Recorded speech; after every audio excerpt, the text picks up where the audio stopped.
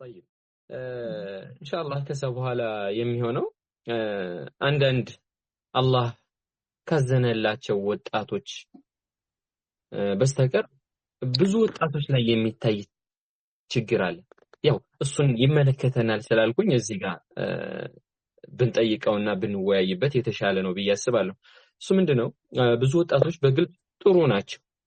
ውጪ ላይ ያላቸው መስተጋብር ሰዎች ጋር ያላቸው በአጠቃላይ በቃ በመናያቸው በጣም ጥሩ ሰዎች ናቸው። ግን በምን ወንጀሎች ተለክፈው እናያለን? ለምሳሌ ከአጅነቢ ሴት ጋር ማውራት፣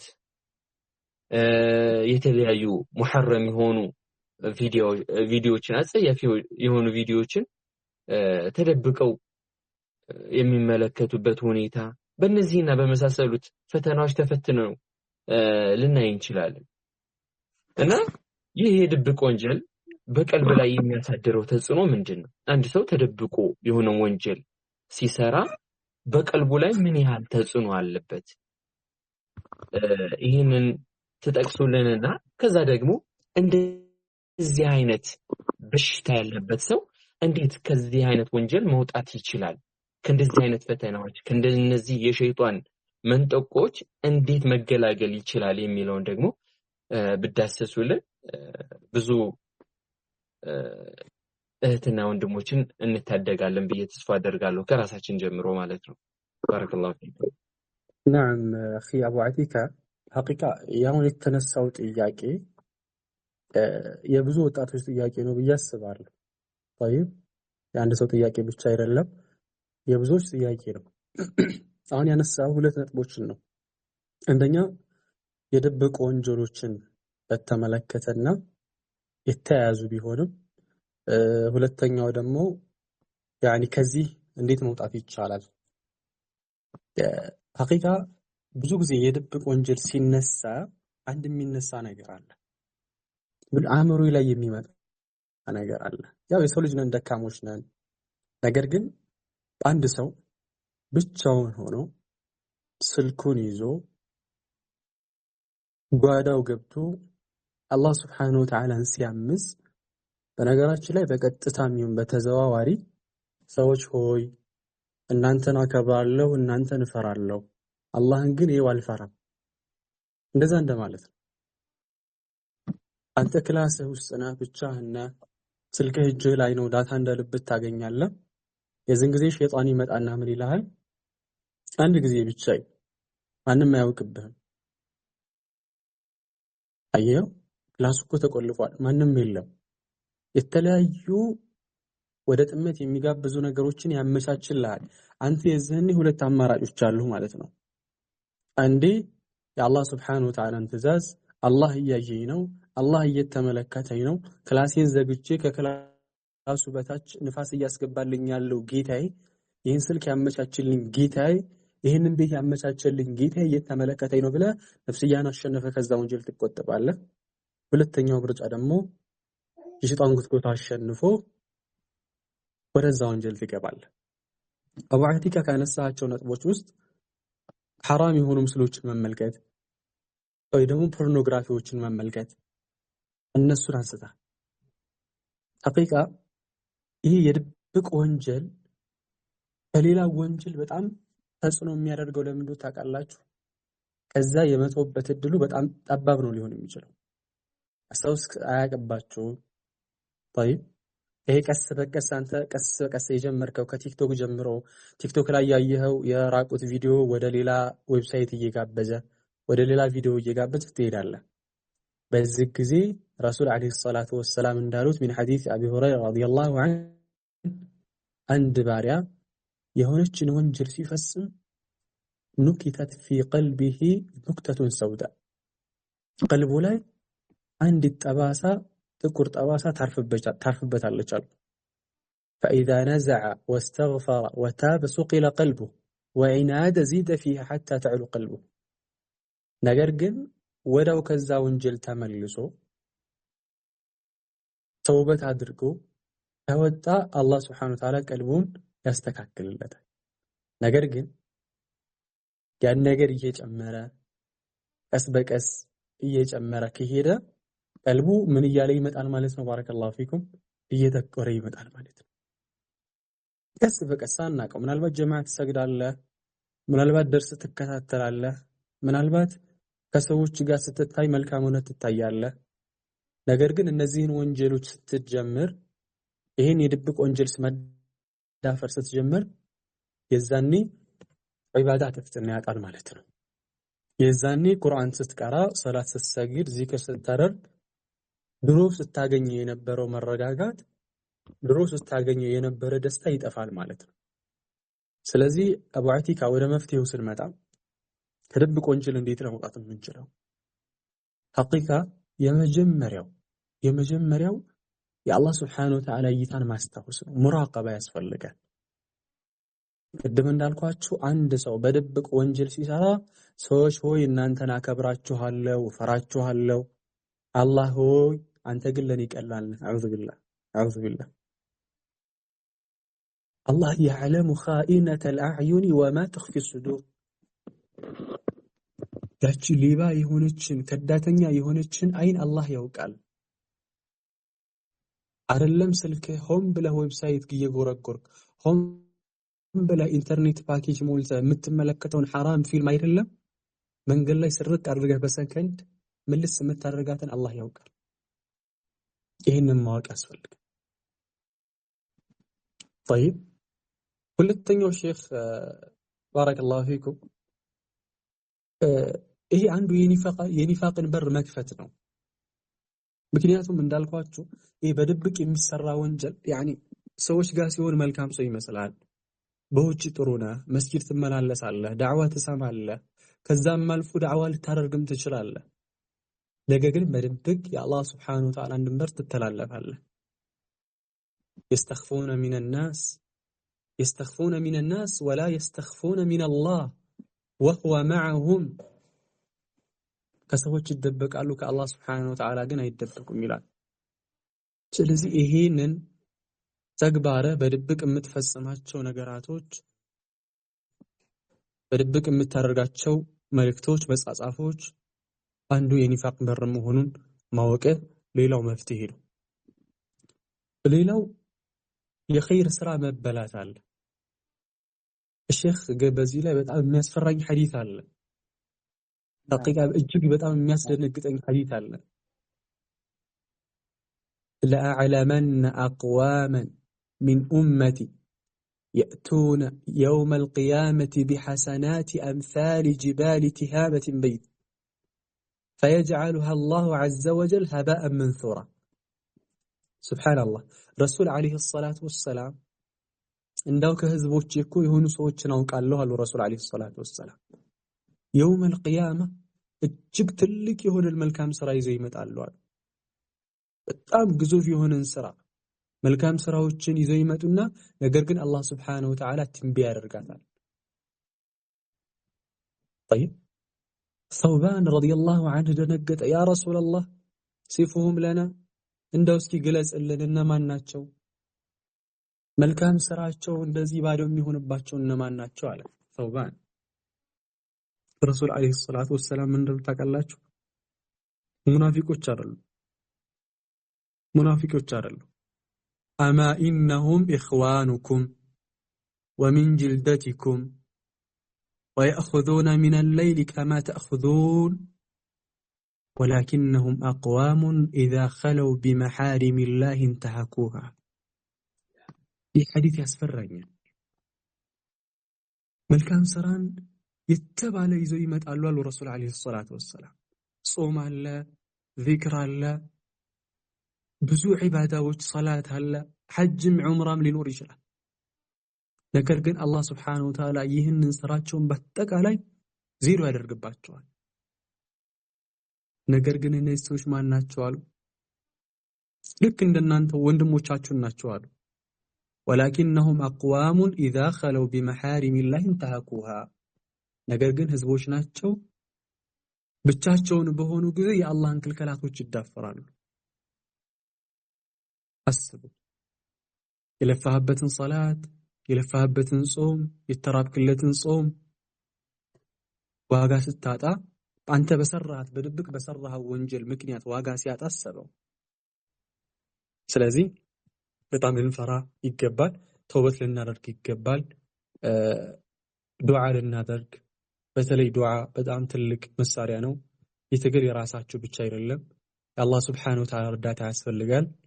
እጆቻችንን አንስተን ጌታዬ ሆይ ደካማ ነኝ አበርታኝ፣ ከዚህ ወንጀል አውጣኝ፣ ኢላሂ ከዚህ ወንጀል አውጣኝ፣ ደካማ ነኝ አልችልም፣ ነፍሴን አሸንፌ እንድወጣ እርዳኝ ብለህ አልቅስ።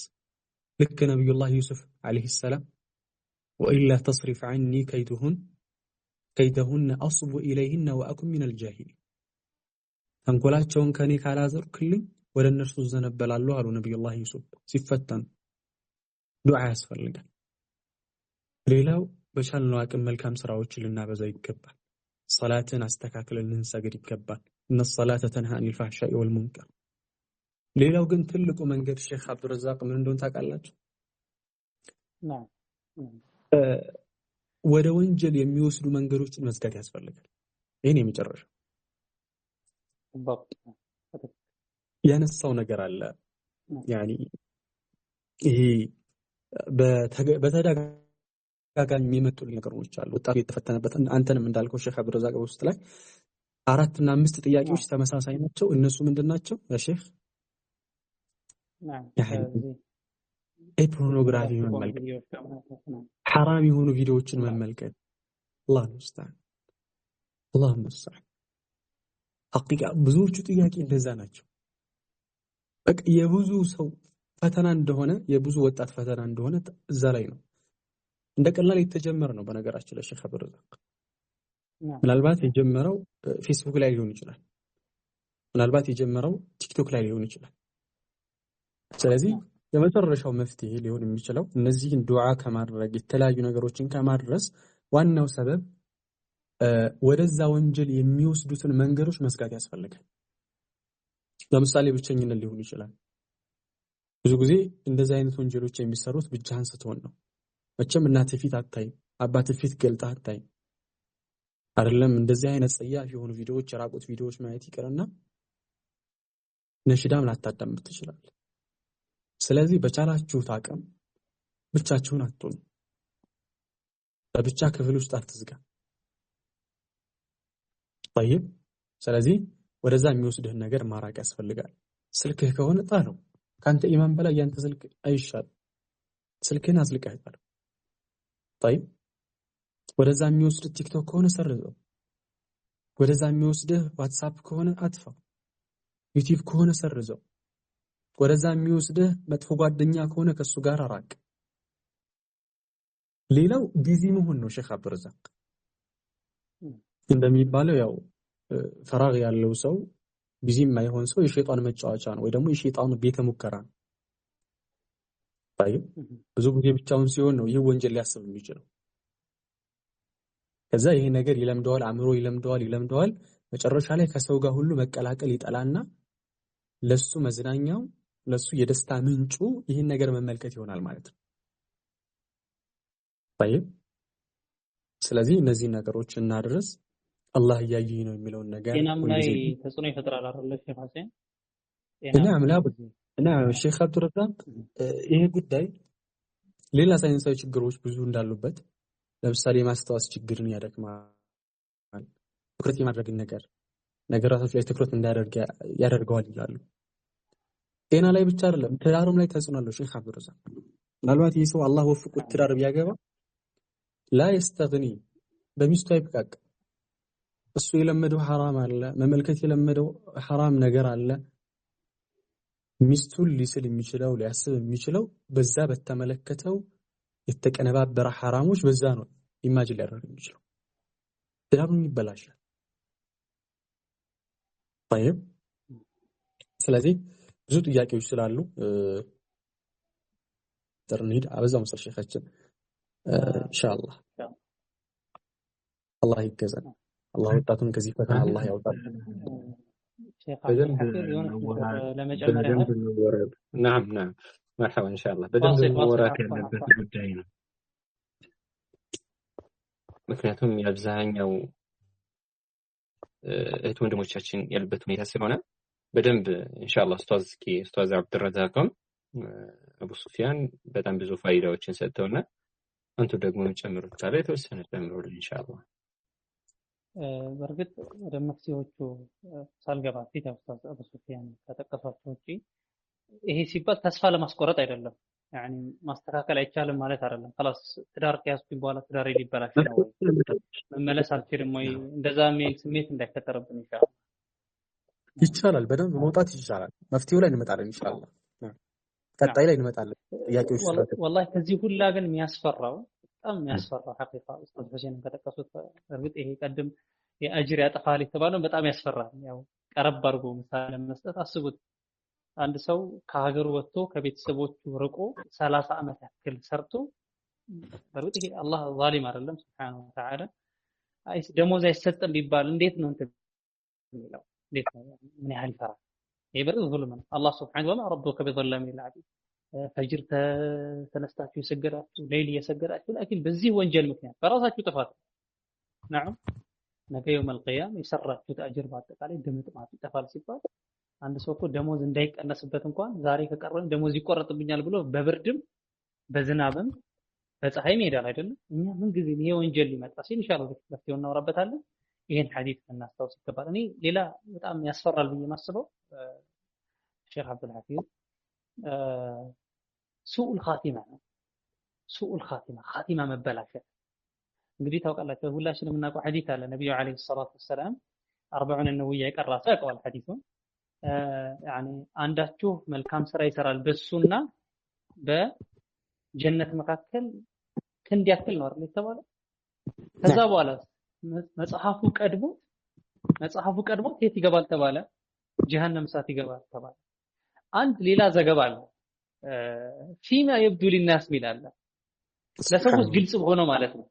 ፊማ يبدو للناس ሚላል ሱብሃንአላህ ለሰዎች በሚታየው ማሻአላህ ሰው ሙተነቅብና እሱ ጀለቢ ያደርጋል፣ መስጂድ ይመላለሳል፣ ደርስ ማሻአላህ መትኖችን ይሐፍዛል፣ 5 ወቅት ሰላት ይሰግዳል። ላኪን نعم ከሰዎች ጋር ሲቀላቀል የአላህ ወዳጅ ነው።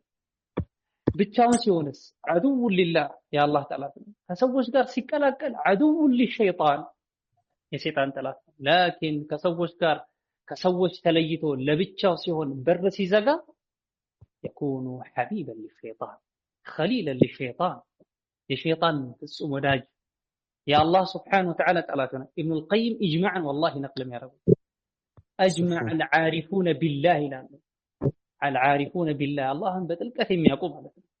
ዓሪፎች በምን ተስማምተዋል? የድብቅ ወንጀል ኻቲማን እንደሚያበላሽ አስቡት። ያን መጥፎ ምስል እያያችሁ ሩሃችሁ ወደ አላህ ስትሄድ ሱብሃንአላህ። ሌላኛው አዳን እያለ እየሰገደ ቅራት እያስቀራ መልካም ስራ እየሰራ ይሞታል።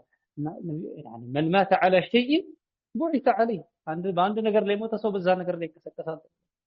ኻቲማ መበላሸት እጅግ በጣም የሚያስፈራ ነገር ነው። ሱፊያን አልተውሪ ኢማም من ائمه الدنيا ዙህድና ዒባዳን ሰብስበው በዒባዳ ትጎኑ والله አይናቸው ጺማቸው እስኪርስ ድረስ ያለቅሱ ነበር።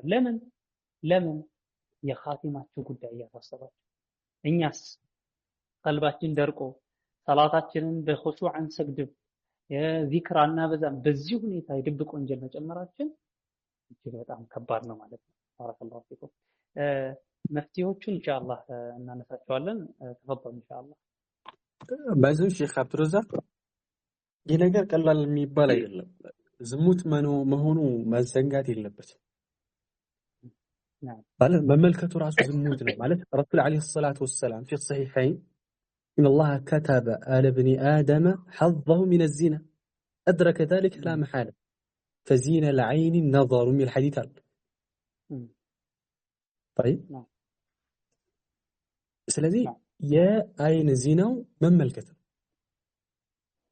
ደግሞ ላቡድ ምንም ተጽዕኖ የለውም፣ ምንም ቅሮት የለውም።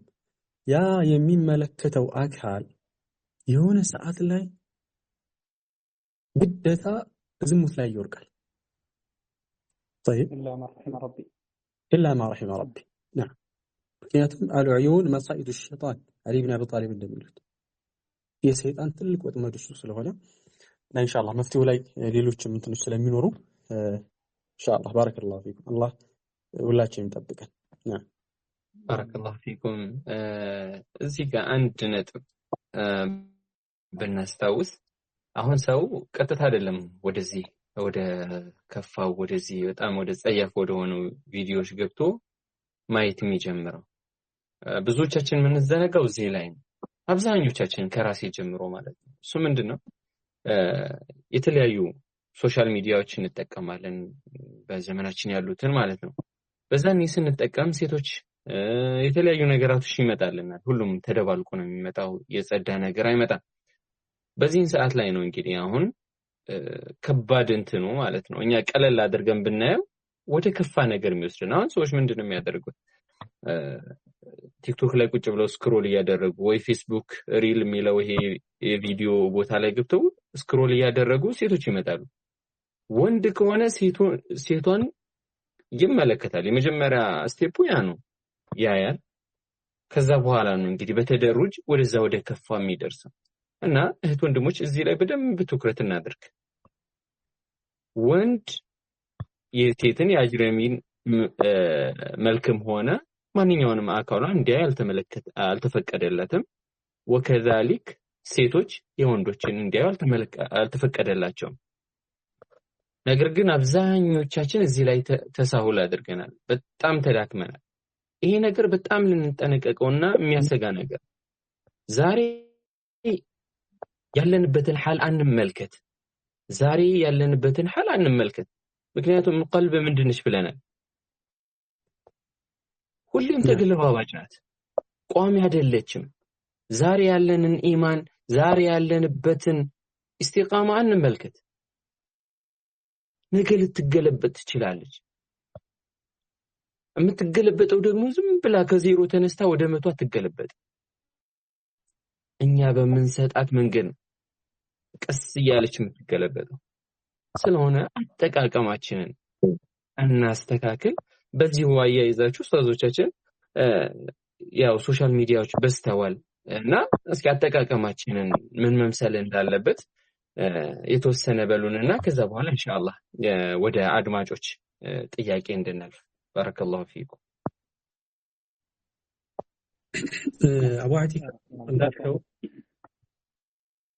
نعم شيخ عبد الرزاق واصل واصل سيدي واصل الله يحفظك። አቡ አቲካ ያነሳው ነገር አለና ማለት ይሄ የሚጀምረው ከትንሽ ነገር ነው። እንዳለውም ገጣሚው كل الحوادث مبداها من النظر ومعظم النار من مستصغر الشرر كم نظرة فعلت في قلب صاحبها فعل السهام بلا قوس ولا وتر. سبحان الله እያንዳንዱ አደጋዎች የሚጀምሩት ከመመልከት ነው ይላሉ።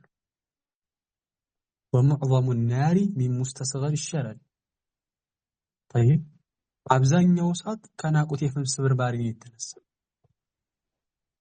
እያንዳንዱ የምታየው የሆነ ሰዓት ትልቅ ሆኖ የምታገኘው ከትንሽ ፍም ተነስቶ። ስለዚህ የምናየውን ነገር ችላ ልንል አይገባም። ቲክቶክ ለኛ የማይሆነን ከሆነ እንሰርዘው።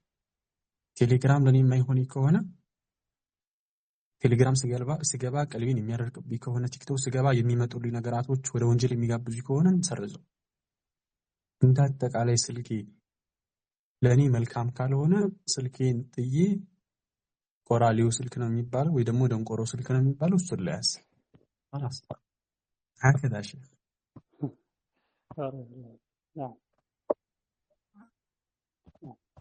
عرف الله فيكم። በርግጥ እዚህ ላይ አንድ የሚያነሱት መስአላ አለ ለሱሉክ ተስኪያ ታውህ ላይ ያኒ ልብ መናፊቶች አሉት ይላሉ፣ መግቢያዎች አሉት ይላሉ። الإمام القرطبي ይመስለኛል ረሂመሁላህ አቡ አልዓባስ القرطبي እሳቸው ምን ይላሉ? ትልቁ የልብ መግቢያ አይን ነው ይላሉ። ትልቁ የልብ መግቢያ አይን ነው ይላሉ። አንድ ሰው አይኑን መጠበቅ ካልቻለ፣ አይኑን ካልሰበረ፣ እንግዲህ አንዳንድ ሰው ያው ወንጀሉን እጠላዋለሁ ላኪን ስሜት በጣም ከአቅም በላይ ሆኖብኝ ወደዚህ ወንጀል ገባለሁ፣ በቃ እንደዛ የሚሉበት ሁኔታ ይኖራል አይደለም። አሁን መፍትሄው ምንድነው? ከመጀመሪያው አይናችንን መስበር፣ አይናችንን ሰበር ማድረግ፣ ራሳችንን ማለማመድ። ቲክቶክ ላይ ለምሳሌ ስክሮል እያደረገ የሆነ ሴት ሲመጣበት ማሳለፍ፣ መንገድ ላይ ሴት አይኑን ሰበር ማድረግ፣ ራሳችንን ማለማመድ እንችላለን። የትኛውም ነገር የትኛውም ህይወታችን ክፍል ላይ የሆነ ዓዳን ያኒ ተክዊን ማድረግ እንችላለን። አንድ ከዚህ በፊት ፕሮግራም ተነሳውት መሰለኝ አንድ ኪታብ አለ አስሉ በእንግሊዘኛ ቢሆንም ተርጉሟል። ያኒ ስሞል ሃቢት ቢግ ሪዘልት ይላልና ትንሽዬ ልምድ ትልቅ ውጤት ማለት ነው። እስቲ ዛሬ ከቤት ወጥቼ ኢንሻአላህ እስክመለስ ድረስ ቲክቶክም ላይ ይሁን ቻሌንጅ ለራሳችሁ አድርጋችሁ ማለት ነው። ቲክቶክም ላይ ይሁን ፌስቡክም ላይ ይሁን ኢንስታግራም ላይ ይሁን የትም ቦታ ላይ ምንም አይነት ሴት ያኒ አጅነቢ የሆነ ሴት አላይም። ምንም አይነት ዘፈን አላዳምጥም። ጆሮም በርግጥ ያኒ የልብ መግቢያ ነው። ክልሎቹን ካስጠበቃችሁ ዳር ድንበሩን ከጠበቃችሁ ልባችሁ ማሻአላህ ንጹህ ይሆናል። ልብ ከተስተካከለ ሌላው የሰውነት አካል ይስተካከላል ማለት ነው። እና ያኒ ይሄን ለመጠቆም ያህል ነው። አንዳንዱ ህክምና የሚፈልግ ይችላል ኢንሻአላህ መፍትሄዎቹ ላይ በፊት መጣበታለን ተባለ ብዙ ማለት ነው። የሶሻል ሚዲያውን በተመለከተ ምን ትላላችሁ? ላፈር እና ኢንሻአላህ ሼክ አብዱረዛቅ ምናልባት አባቲካ ያሉ ጥያቄዎች ከሱም ጋር እንደዛ ይኖራሉ ብዬ አስባለሁ። ቀጣይ ጥያቄዎች ካሉ እዛው ላይ ኢንሻአላህ እናያቸው። መርሐባ ኢንሻአላህ ባረከላሁ ፊኩም። ወደ ከታይ ሳልገባ እንዳረሳ ብዬ ነው አንድ ነገር ለማስታወስ ነው አጠቃቀማችን ላይ ኢንሻአላህ እዛ በሰፊው እንመጣበታለን። እዚህ ጋር ግን ያው ላቡድ ከሆነ መጠቀማችን የማይቀር ነገር ከሆነ ለምሳሌ ዩቲዩብ አለ፣ ቲክቶክ አለ፣ ፌስቡክ አለ። እነዚህ ነገራቶች ነው አብዛኞቻችን የምንጠቀመው እና እነዚህን በቃ መጠቀም እፈልጋለሁ ለመቶ አልችልም የምንልበት ወይንም አንዳንድ ነገራቶችን ትምህርት ወስድባቸዋለሁ የምንል ከሆነ አንድ ነገር ልጠቁማችሁ እንደ ወንድምነት ማለት ነው። ብዙ እንትን ያልኩበት ነገር ስለሆነ ማለት ነው። ያውኛ ሚዲያው ላይ የዩቲዩብም ላይ በደንብ ስንሰራ አልጎሪዝም የሚባል ነገር አለ። አልጎሪዝሙ ምንድነው የሚያደርገው? ለምሳሌ እኔ ዛሬ ቪዲዮ እያየሁ ነው፣ ዩቲዩብ ቪዲዮ እያየሁ ነው። ለምሳሌ አንድን ሼክ ኹጥባ አውርጄ ያንን እያዳመጥኩ ነው። ከስር ሌሎች ቪዲዮዎች ያስጠጋልኛል። ከነዛ ቪዲዮዎች ለምሳሌ ነሺዳ ልበለው ወይ ሙዚቃ ልበለው ወይ የሆነ ድራማ ልበለው ነካውት ወይ ፕራንክ ልበለው ነካውት። ከዛ ምንድነው የሚያደርገው ኡስታዝ? ቀጣዩ ላይ ሌላ ይልክልኛል። እየፈተነኝ ነው ኡስታዝ። የኔን ውስጤን እያነበበው ነው። እንግዲህ ይሄን የሚያደርገው ኮምፒውተሩ ቀጣዩን ላከልኝ አይደለ? ቀጣዩ አሁን ይሄኛውን ለምሳሌ ቀልድ ወይንም ደግሞ ፕራንክ ከሆነ ያዩት ቀጣዩ ላይ አሁንም ቀጣዩን ፕራንክ ከነካውት በቃ አለቀ ማለት ነው። የኔን ይዞኛል። አንድ አቡ አቲካ ምን ይፈልጋል? ፕራንኮች ይፈልጋል። አሁን ምንድነው የሚያደርገው? እኔ ቀጥታ ዩቲዩብ ስገባለት የሚያቀርብልኝ የመጀመሪያ ፈርስት ፔጅ ላይ ማንንም የሚያቀርብልኝ እነዛን የተለያዩ ቀልዶችን እና እነዚህ ፕራንኮችን ያመጣል። በዚህ አይነት ሐል ላይ ሙዚቃ ለሚያዳምጡት ሙዚቃ ምርጥ ያመጣላቸዋል። በፈተሻቸው በወደቁበት ፈተና ላይ ያመጣ ምን ያደርግላቸዋል? ያቀርብላቸዋል። ይሄንን የሚያደርገው ለምንድነው? እሱ ለራሱ የራሱን እኛ ወደነው በየቀኑ እየገባን ያንን ነገር እንድንመለከትለት እና ፌስቡክም ሆነ ፌስቡክ አሁን ለምሳሌ ቆራርጦ የሆነ ፊልሞች ይልካሉ መሀል ላይ ማለት ነው። ስፖንሰርድ ብሎ ይመጣል። በዚህን ሰዓት ምንድነው እኛ የምናደርገው? እስኪ ምንድነው ብለን ቁመን የምናየው ከሆነ ነገ ሌላም ቪዲዮ ይዞልን ይመጣል። ግን አንዴ ስክሮል አድርገን ካለፍ ነው ወይንም ደግሞ ኖት ኢንተረስትድ ብለን ከነካ ነው ከዛ በኋላ ያንን ያመጣልን ሰላም ይሆናል ማለት። አሁን ያንዳንዶችን ቲክቶክን ያዝና ስልካቸውን ከፍተን ያንዳንዳችን ሁላችንን ቲክቶክ ተጠቃሚዎች አንሱትና ክፈቱት። እስኪ ስክሮል አድርጉ፣ 5 ስክሮል አድርጉ። ከአምስቱ ውስጥ የምታገኙትና አምስቶቹን ቪዲዮዎች እያቸው። አምስቶቹ ቪዲዮዎች ውስጥ ያሉ ነገራቶች እናንተን እንትን የሚሉ ናቸው። እናንተ አብዛኛው ጊዜ የምትፈልጓቸው ነገራቶች ናቸው። ያ እንዴት ነው የሚሆነው? በቃ በደንብ አጥንቷቸዋል ምን እንደምትፈልጉ። አሁን ያንዳንዱ ሰው ገብተን ስክሮል ብናደርገው እንዳለ ነሺዳ ብቻ ነው የሚመጣው። ያ ሰው ነሺዳ ቁጭ ብሎ ስለሚያዳምጥ ማለት ነው። ያንዳንዱ እንዳለ ቀልድ ነው። ያንዳንዱን ስንከፍተው እንዳሉ ሴቶች ብቻ ነው የሚመጡ።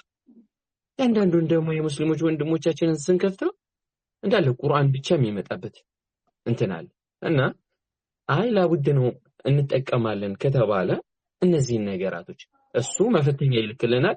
እዛ ፈተና ላይ አለመውደቅ ነው ዋናው ነገሩ ማለት ነው። ባረከላሁ ፊኩም ኡስታዞች የሚጨምሩት ካለ ጨምሩበትና እዚህ ላይ አንድ አያ አለች ሐቂቀተን በደንብ ታስተነተናል እርግጥ ያኒ አያው የምታወራው ስለማደል ነው እኛ ግን እዚህ ቲክቶክ ላይ ሶሻል ሚዲያ ላይ ሌሎች ነገሮች ላይ ማምጣት እንችላለን አላህ Subhanahu Wa Ta'ala يا أيها الذين آمنوا لا يبلونكم الله بشيء من الصيد تناله أيديكم ورماحكم ليعلم الله من يخافه بالغيب فمن اعتدى بعد ذلك فله عذاب الله من ይላል እናንተ ያመናችሁ ሰዎች ያለው ይሄ ጥሪው ለኛ ነው ማን ነው የሚጠራኝ ረቡ السماوات والارض አላህ Subhanahu Wa Ta'ala አላህ ምን ይላል በሐጅ ጊዜ እጆቻችሁ ጦሮቻችሁ በሚያገኙት ታዳኝ አውሬ አላህ ይሞከራቸዋል ፈተና ነው ማለት ነው እክትባር ነው እኛም ወደዚህ ህይወታችን ስናመጣው ቲክቶክ ላይ ሶሻል ሚዲያ ላይ የተለያዩ ወንጀሎች አሉ አይደል በጣም ቅርብ ነው በፊት እንግዲህ አንድ ሰው አጅነቢ ሴት ለማየት በጣም ይከብደው ነበር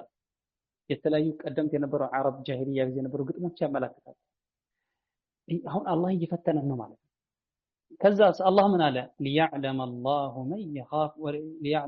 من يخاف بالغيب በሩቅ ሆኖ የሚፈራውን ሰው አላህ ሊገልጽ يعني علم الظهور ነው ማን ነው እኔ አላህን እየፈራሁት ነው ወይስ በቃ አላህ አግርቶልኛል እንትኑ ወይም ቀሎልኛል ወንጀሉ ብሎ ወንጀሉ ስቀጣት ያልቃል ከዛ በኋላ አላህ ምን አለ ሲያስፈራራን ተባረከ ወተዓላ فمن اهتدى بعد ذلك فله عذاب ከዚያም በኋላ ወሰን ያለፈ نعم ስለማደን ነው በርግጥ እየተወራ ያለው ለሱ አሳማሚ ቅጣት እኛም በድብቅ ሆነን በቃ ተገርቶልናል ብለን ወንጀሉ ምን ሰራ ከሆነ فله عذاب أليم የሚለውን መፍራት አለብን ለማለት ነው والله بارك الله فيك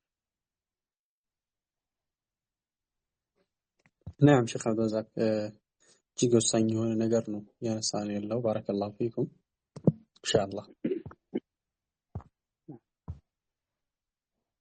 የሶሻል ሚዲያውን አጠቃቀም ምናምን ዋናው ችግሩ እሱ ስለሆነ ስለሱ አንድ ሁለት ብንባባል መልካም ኢንሻአላህ ብዙዎቻችን ሶሻል ሚዲያ ላይ በጣም ሱስ ሆኖብናል ማለት ይቻላል እና እሱ ላይ ኢንሻአላህ ተዓላ በሰፊው ብንነጋገር ያው በሽታው ሲወገድ ኢንሻአላህ ከበሽታው ጋር የመጡት ምልክቶች ይወገዳል ኢንሻአላህ አይደለም ደግሞ نعم نعم መፍትሄውን በተመለከተ ሼክ አብዱረዛቅ እዚሁ እንነጋገር ከተባለ ሶስት መፍትሄዎች ናቸው ሶስት መሰረታዊ ነገሮች አንደኛ አላማን ማስተካከል ያስፈልጋል ማህበራዊ ሚዲያን ሶሻል ሚዲያን ለምን ትጠቀማለህ እውቀት ለማግኘት ነው ዝምድና ለመቀጠል ነው ወይስ ዝም ብለህ ጊዜ ለማባከን ነው መጀመሪያ አላማህን መለየት ያስፈልጋል ምክንያቱም ዝምድናን ለመቀጠል ከሆነ ዝምድ ጋር ግንኙነት ለማድረግ ከሆነ የምትጠቀመው የራሱ የሆነ ሶሻል ሚዲያ ሊኖር ይችላል ዘመዶችን የምታገኛቸው ዋትስአፕ ከሆነ ሌላ ሶሻል ሚዲያ ላንተ አይበጅም ማለት ነው ስለዚህ አላማህን ማስተካከል ያስፈልጋል ለደርስ ነው ካለ ደርስ የፈለገ ሰው እችም ቲክቶክ ላይ ቢኖርም لا يسمن ولا يغني من جوع ስለዚህ ያለው አማራጭ ለሚዲያዎችን ደርስ የሚሰጥበት ስለዚህ አላማን ማስተካከል ያስፈልጋል ሁለተኛ ሼክ አብዱረዛቅ ለኔም ጠቅሞኝ ያለው ነገር ቢኖር ምንድነው ሶሻል ሚዲያ ላይ በተመለከተ ጊዜን መገደብ ያስፈልጋል ማለት በቀን ውስጥ ለምን ያህል ነው የምትጠቀመው ለምሳሌ ይሄ ፖድካስት ስንገባ 3 ሰዓት ተኩል እስከዚህ ያክል ሰዓት ብለ ነገባ ነው አይደለ ስለዚህ አንተ ስትጠቀም ዩቲዩብ ላይ ስትገባ 4 ሰዓት ገብተህ ከሆነ ከ4 ሰዓት እስከ 5 ሰዓት ድረስ ተጠቀማለሁ ልክ ያ ፕሮግራም ሲደርስ 5 ሰዓት ላይ ሲደርስ ምንም አይነት ላይ ብትሆን አቋርጠው ትወጣለህ አይደል ስለዚህ ሁለተኛው ጊዜን መወሰን ያስፈልጋል ሶስተኛውና የመጨረሻው ምናልባት የምንከተላቸውን ሰዎች መምረጥ ያስፈልጋል ታዲያ የሚጠቅሙ ማን ነው ሰብስክራይብ የምታደርገው ማን ነው ጆይን የምታደርገው ማን ነው የምትከተለው የሚባለው ነገር እነዚህ ነገሮች እነዚህ ሶስት ነገራቶችን ካመጣ ሶሻል ሚዲያ ላይ ሶሻል ሚዲያን በአግባቡ መጠቀም ይችላል ብዬ አስባለሁ ምናልባት የሚጨምሩት ካለ نعم تفضل يا عبد الرحمن በኔ በኩል የምጨምረው ነገር የለም ባረከላሁ ፊኩም በደንብ ገልጻችሁታል የተወሰነ ትምህርት አግኝተናል ብዬ ተስፋ አደርጋለሁ ኢንሻአላህ። ባረከላህ ኡስታዝ አብዱልሐፊዝ አፍዋን ከዚህ ወር ሳንመጣ ይበልጥ መፍትሄ ይሆናል ብዬ ስለማስብ ነው። በብዛት ካስተዋላችሁ ሶሻል ሚዲያ ሰዎች በሶሻል ሚዲያ ሱስ እንዲጠቀሙ የሚያደርጋቸው ኖቲፊኬሽን ነው። ሰላት ሰላም አለይኩም ላይ ጨርሳል ዋትስአፕ ላይ ሜሴጅ ሲገባ ስልኩን ከፍቶ ያያል። መጀመሪያ ላይ ከእንቅልፉም ሲነሳ ኖቲፊኬሽን ይመስለኛል ችግር ማለት ነው። ለዛ በተቻለ አቅም በጣም ውስን የሚባሉ ነገራቶች ካልሆኑ በተቻለ አቅም ኖቲፊኬሽናችንን መዝጋት፣ ቴሌግራም ሊሆን ይችላል፣ ዋትስአፕ ሊሆን ይችላል፣ ሌሎችም ማለት ይሄ እጅግ በጣም ይጠቅማል ብዬ አስባለሁ። ሌላ በተቻለ አቅም የሆነ ጊዜ ያው እንግዲህ አንድን ነገር ስንተው ሙሉ ለሙሉ በአንዴ ለመታ ይከብደናል ሐቂቃ። ለዛልክ ብዙ ሰዎች ፌስቡክ ደልቱ ይባላል ይደልታል፣ ወይ ደግሞ ቴሌግራም ይደልታል። ከዛ በኋላ ተመልሶ ሊመጣ ይችላል። የሰራውን ጉዳይ ሊሆን ይችላል እሱ ማለት ላኪን መቀነስ ትልቅ ነገር ነው። ሸሪዓችን እንደምታውቁት አንድ የመጣበት መፍሰዳ ሙሉ ለሙሉ ማስወገድ አንድ ነገር ነው። ሁለተኛ ደረጃ ደግሞ መቀነስም ትልቅ ነገር ነው። ይሄን በርካታ ከልቀዋዒድ الفقهيه ሌሎችም የሚጠቀስ መርሆ ነው።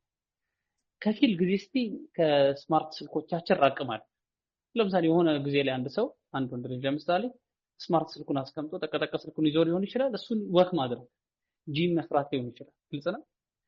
መጨረሻ ላይ አንድ ማነሳው ወደ ሶሻል ሚዲያ በጣም ሱሰኛ የሚያደርገን ነገር መራቅ። አንዳንዱ ጌመር ይሆናል ለምሳሌ እሱ ላይ ዛሬ ሙሉ ተቀምጦ ጊዜ ያቃጣል። ግልጽ ነው። አንዳንዶቹ ደግሞ የተለያዩ ነገሮች ነው። እነሱንም በተቻለ አቅም ማስወገድ ሁነኛ መፍትሄ ይሆናል ብዬ አስባለሁ። والله አለ ባረከላሁ ፊኩም። እንግዲህ በደንብ አብራርታችሁልን ጀዛኩሙላሁ ኸይረን። እንግዲህ ካሁን በኋላ ያሉትን ደግሞ ከአድማጮች ከወንድሞቻችን የመጡ ጥያቄዎች ይሆናሉ።